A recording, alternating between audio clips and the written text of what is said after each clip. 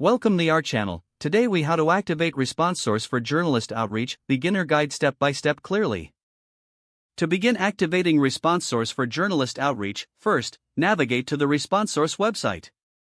Click on the sign up or register button located at the top right corner of the homepage.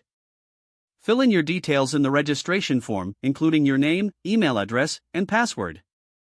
Ensure that you read and accept the terms and conditions before proceeding. After completing the form, click on the Create Account button. Next, check your email for a verification message from ResponseSource. Open the email and click on the verification link to activate your account. Once your account is verified, return to the ResponseSource website and log in with your credentials. On your dashboard, locate the Profile section to set up your user profile. Complete your profile by adding relevant information about yourself and your organization. Make sure to specify your areas of expertise to enhance your visibility to journalists. Now, navigate to the Journalist Outreach section of the dashboard. Here, you can search for journalists by topic, publication, or name. Use the search filters to narrow down your results based on your specific outreach needs.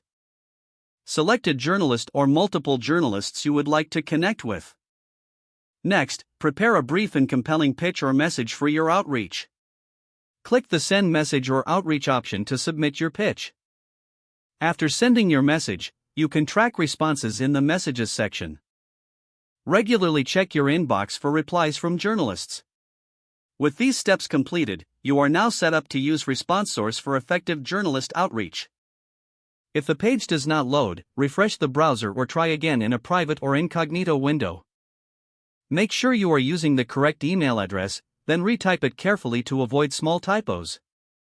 If your password is not accepted, use the Reset option and create a new strong password you can remember. Check your spam folder for verification or security emails, then complete any requested confirmation steps. Enable two-factor authentication if available to improve account security and reduce unauthorized access risk. After signing in, review your profile details so your contact information and settings are accurate and current. If you see an error message, note it down and try again after restarting your device and internet connection. Log out when you finish, especially on shared devices, to keep your account and payment information secure. Don't forget to like this video and subscribe to our channel for more step-by-step tech guides.